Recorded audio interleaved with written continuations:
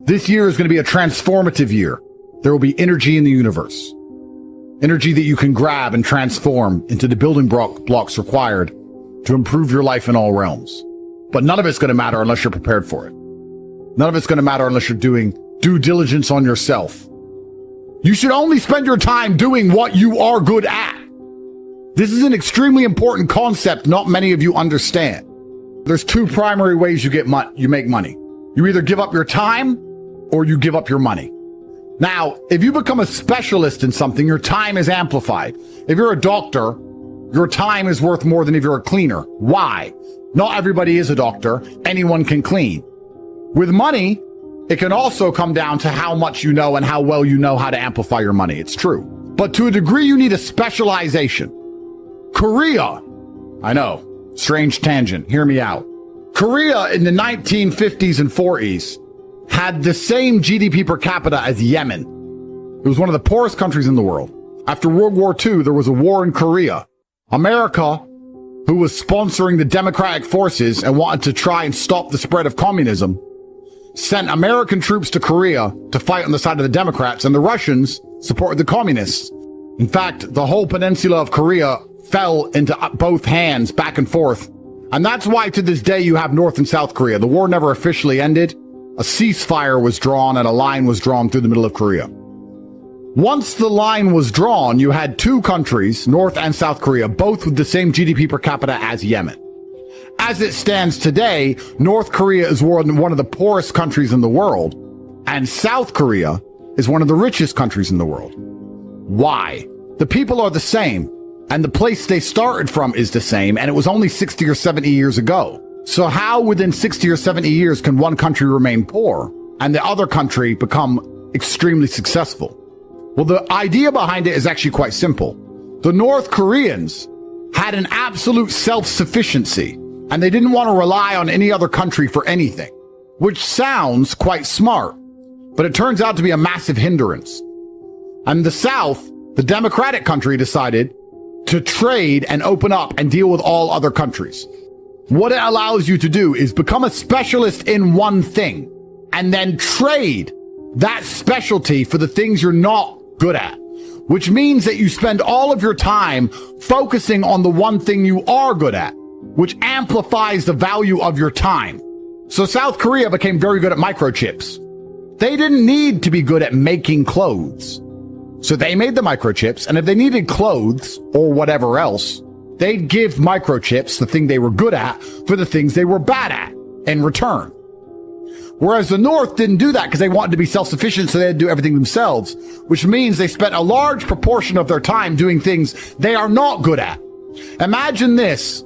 Imagine you wanted to be completely self-sufficient, and you had to make your own clothes and grow your own food and build your own house.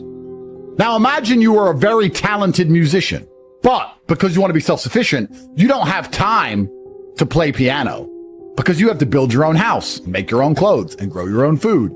And you may have a few spare minutes in the day to play some piano. Whereas if you only play piano all the time because it's what you're good at, so that you earn enough money that you can pay someone else to build your house, buy your clothes, now you get to become rich because it amplifies the value of your time. If you want to be good at something, then you need to identify, well, what am I good at? Let me focus on that, which increases the value of your time so you make as much money as possible. Conor McGregor was a good fighter, so he focused on fighting. When he wanted to launch a whiskey brand, he then uses the money and notoriety he had obtained from the only thing he is good at and hired people to deal with distilleries, to deal with starting an international alcohol brand, distribution. Imagine instead he said, I want to do a whiskey brand all myself. I wanted to build his own distillery, make his own whiskey, and drive it around in trucks trying to deliver it to fucking pubs. You don't get rich that way ever. Then what you should be doing is doubling down on that thing, making as much money as possible, and finding someone else to do that shit for you. You may ask yourself, well, how do I then find people who I can trust to do the other things that I can't do? This comes back to the sofa store and learning how to manage people and manage relationships and not be a little social autist. Sitting on chain all day will make you autistic. Nobody's going to like you. to be likable and trustable and relatable. You're going to learn that the hard way most often. But this is an extremely important concept I want many of you to understand. If you're making $3,000 a month from a pet store, and that's what you're good at, you need to spend your time getting that $3,000 a month up to $10,000 a month. Not sitting there gambling the $3,000 a month trying to catch a lick because you saw a shiny object with a once in a generation, God knows when it's ever going to come again. Because what crypto is doing is it's brain draining. And there's people now who are forgetting the thing they are actually talented in to just sit and chase imaginary gains in a minus sum game. And most of you are going to lose if you do that. People often say, he says crypto guys are losers. No, I don't. I make a load of money with crypto. But I make a load of money with lots of things. I make a load of money with property. I make a load of money because I can talk on a microphone and you will listen to me. I have a coffee shop. I have a car wash. I do everything. So I'm not against money. What I am against is the idea of people not prepared to sit down and do actual genuine work. This obsession with shiny objects, this easy come, easy go, fast PvP minus some game will destroy you. The truth about life is that there is no easy way out. There is no shortcut home. It's rocky. It's round 10. It's a slugfest. It's broken eye sockets and it's swinging. That's all life is ever going to be at the top. Even with money, it's the same. For me, it's still jail. It's still court. It's still problems. I can only deal with them because of my poor man lessons. I went to jail in Romania. The fucking gypsies tried to pick on me, not knowing I grew up in Luton. I'll fight all 10 of you right now. And they learned better. If I caught a 10 million lick at 16, how would I have survived in jail? Being poor saved me. Being poor saved me. And my brand has only ever been telling you that life is shit as a man. It's never happy. It's never smiles and rainbows.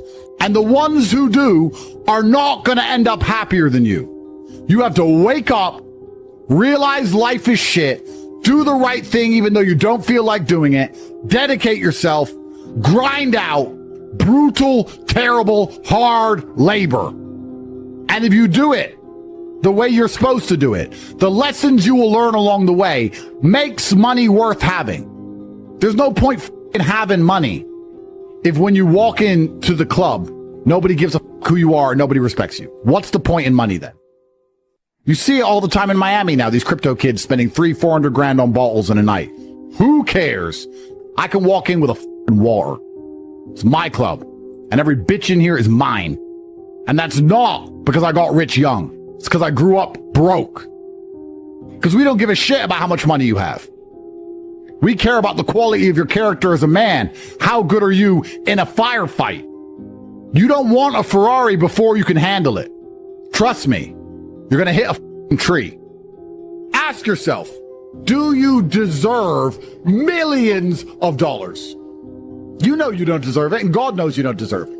And if he gave it to you, it would be a punishment. God only gives you what you're ready for. And on the rare occasions he gives you something you're not ready for, you're going to regret it. You know, I wasn't even rich till I was 27.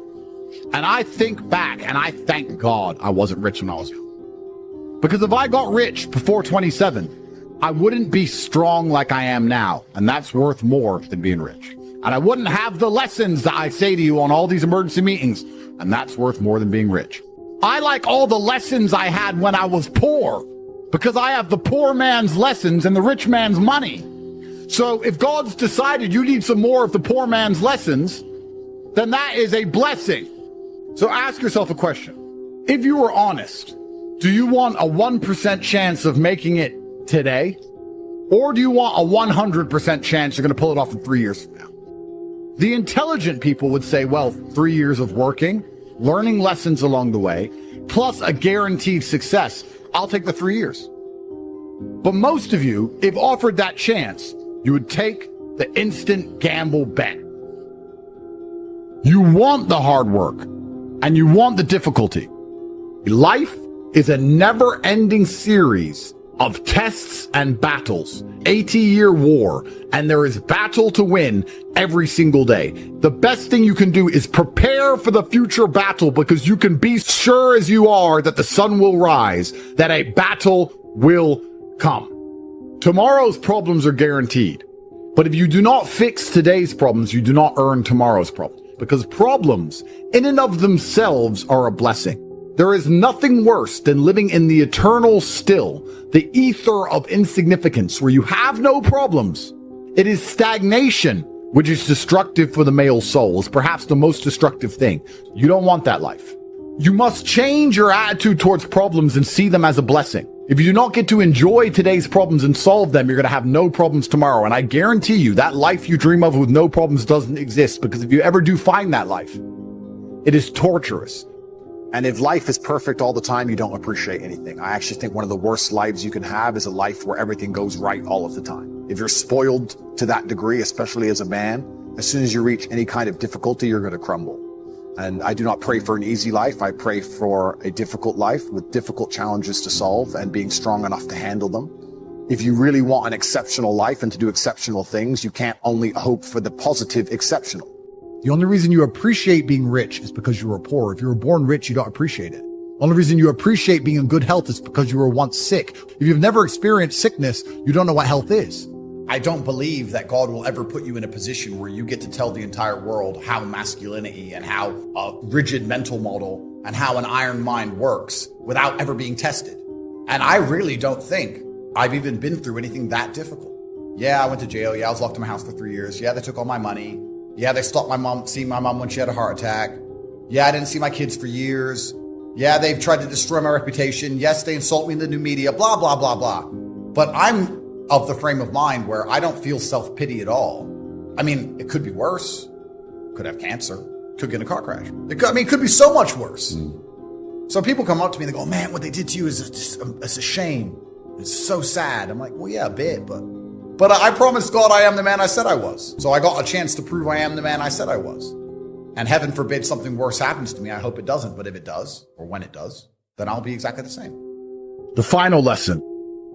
You need to self-analyze and self-reflect in all realms to make sure that you're not on the wrong path. If you do not change the direction in which you are heading, you're going to end up exactly where you are headed.